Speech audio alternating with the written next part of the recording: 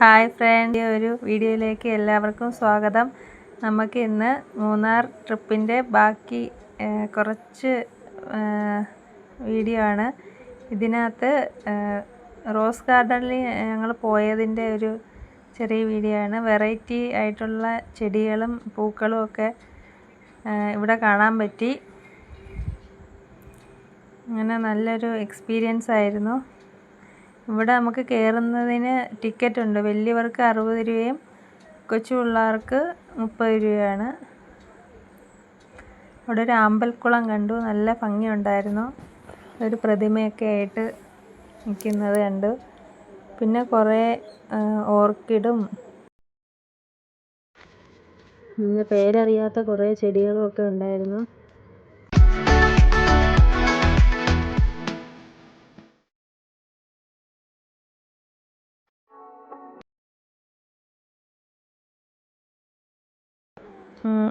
ഒരു കുളവും കൂടെ കണ്ടിട്ടുണ്ട്. നമുക്കിങ്ങനെ കറങ്ങി എല്ലാം കൂടെ കാഴ്ചകളൊക്കെ കണ്ടിട്ട് ഇറങ്ങിപ്പോകാം.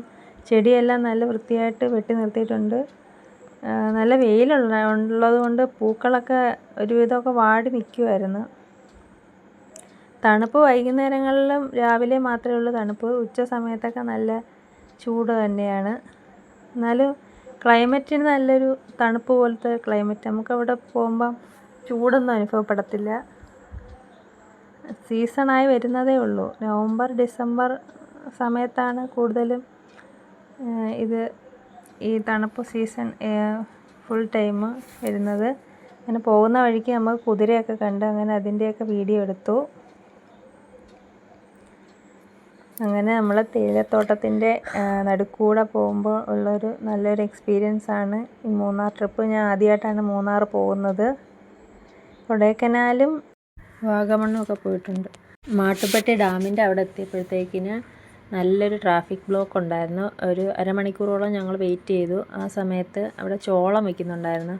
അങ്ങനെ ഉച്ച സമയത്ത് നല്ല വിശന്ന് അപ്പോഴത്തേക്കിന് ഞങ്ങൾ ഒരു ചോളം വാങ്ങിച്ച് കഴിച്ചായിരുന്നു. വിശന്നിരുന്നതുകൊണ്ട് വലിയ ടേസ്റ്റൊന്നും ഇല്ലായിരുന്നു. എനിക്കിഷ്ടപ്പെട്ടു, പിള്ളേർക്കൊന്നും അത്ര അങ്ങോട്ട് ഇഷ്ടമായില്ല. പിന്നെ ഞങ്ങൾ മുമ്പോട്ട് പോയപ്പോഴത്തേന് പൈൻ ഫോറസ്റ്റിൻ്റെ അവിടെ എത്തി. അങ്ങനെ അതൊക്കെ കണ്ടിട്ട് ഫ്രണ്ടിലോട്ട് പോയപ്പോഴത്തേന് നമുക്ക് ഇവിടെ എന്തോ കാണാനുണ്ടെന്ന് പറഞ്ഞുകൊണ്ട് ഇറങ്ങിയതാണ്. അപ്പോഴത്തേക്കിന് ഫുഡ് കഴിക്കാനെന്നും പറഞ്ഞ് ഇറങ്ങിയതായിരുന്നു. അന്നേരം അവിടെ കടകളൊന്നും നല്ലത് കണ്ടില്ല. അങ്ങനെ ഞങ്ങളൊരു മാങ്ങയൊക്കെ വാങ്ങി കഴിച്ചു. അങ്ങനെ ഫ്രണ്ടിലോട്ട് ചെന്നപ്പോഴത്തേക്കിന് എക്കോ പോയിൻറ്റിൻ്റെ അവിടെ വന്ന് കുറേ നേരമൊക്കെ അവിടെ നിന്ന് വീഡിയോയും ഫോട്ടോയൊക്കെ എടുത്തു.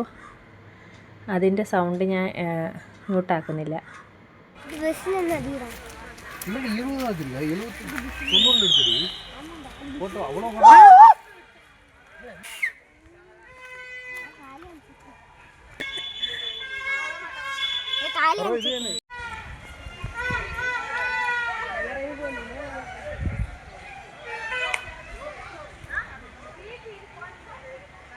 ഫുഡ് കിട്ടുന്ന ഒരു സ്പോട്ട് ഉണ്ടായിരുന്നു. അങ്ങനെ അവിടെ കയറി ഞങ്ങൾ ഫുഡൊക്കെ കഴിച്ചു. ചിക്കൻ ബിരിയാണിയും സാദാ ചോറും ഒക്കെ ഉണ്ടായിരുന്നു. നമ്മളെല്ലാവരും ഷെയർ ചെയ്ത് കഴിച്ചു. ഇനി ടോപ്പ് സ്റ്റേഷനിലോട്ടൊക്കെ പോകുന്ന വീഡിയോ ഞാൻ അടുത്തൊരു പാർട്ടായിട്ട് ഇടാം. ഇപ്പോൾ ഇത്രയൊക്കെ ഉള്ളൂ. ഇനി കുറച്ച് യാത്രകൾ മാത്രമേ ഉള്ളൂ. ആരെങ്കിലും ആദ്യമായിട്ട് കാണുന്നവരൊന്ന് സബ്സ്ക്രൈബ് ചെയ്ത് സപ്പോർട്ട് ചെയ്യണേ. ബായ്.